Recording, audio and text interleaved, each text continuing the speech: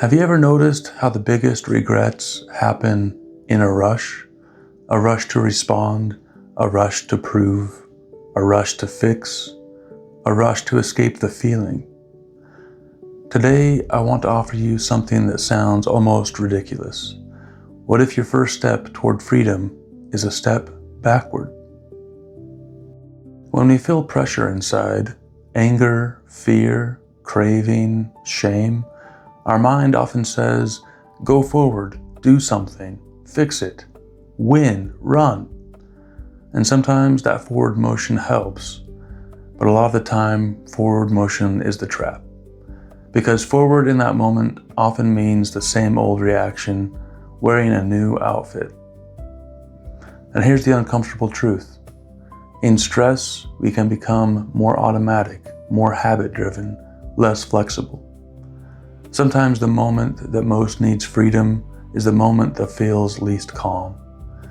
Freedom has to begin right in the heat. And this is where the backward step comes in. This is the backward step, and it's simple.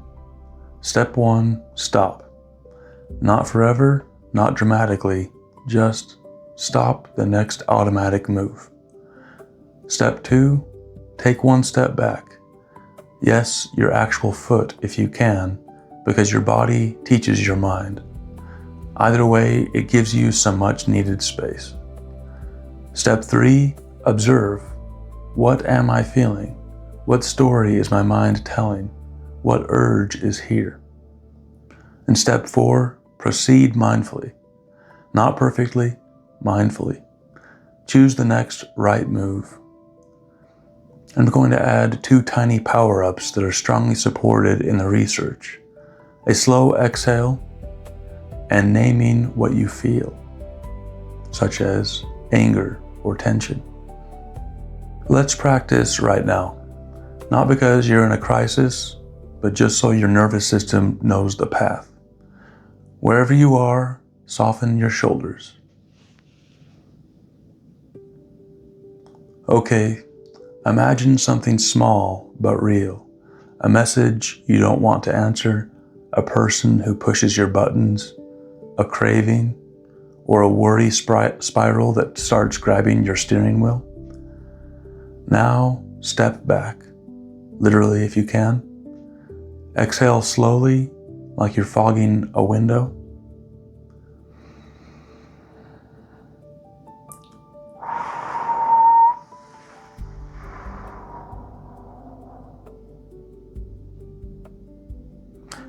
Now name what's here quietly.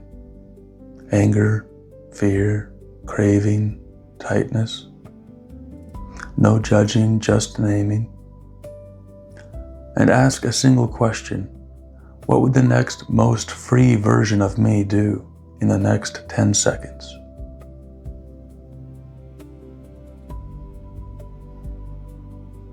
That's it. That's the space. That's what you're going for. Here are 3 example moments where the backward step turns into real-life freedom.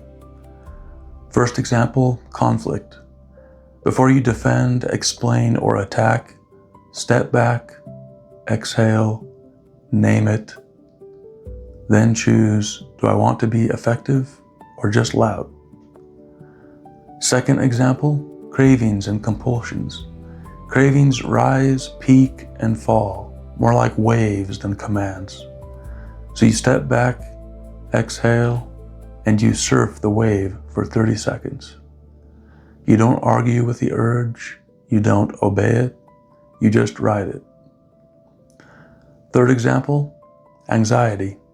Anxiety often demands certainty right now. The backward step gently says, I can't get certainty, but I can get space. Notice what we're doing? We're not trying to erase emotion. We're changing our relationship to it.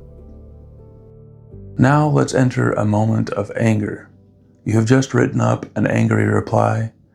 Your finger is hovering over send. Your chest is tight. Your mind has a speech prepared. And this is where the climax happens, quietly. Not with fireworks, with one backwards step. You step back, you exhale, you name it.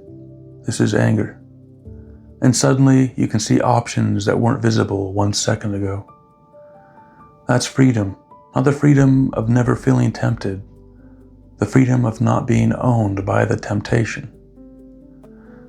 And here's the compassionate part. If you missed it in the past, it doesn't mean you're broken. It means you were human under pressure. We often imagine freedom as a grand achievement, a breakthrough, a transformation, a final arrival. But most of the time, freedom does not enter with spectacle. It enters quietly. In the instant you do not let anger speak for you. In the instant you do not let fear decide for you. In the instant you realize, I am feeling this, but I do not have to become it. That is not weakness. That is not withdrawal. That is strength in its most mature form. Because anyone can be swept away. Anyone can react. Anyone can hand themselves over to momentum. But to step back, to witness, to breathe, to choose, that is where real power begins. Because the backward step doesn't just change a moment, it changes a life, one moment at a time. One moment of restraint, one moment of honesty, one moment of not being dragged by the old pattern, and then another and another, until one day you realize the one thing that used to own you no longer does. That is how freedom begins, not all at once, but right in the middle of real life, one backward step at a time.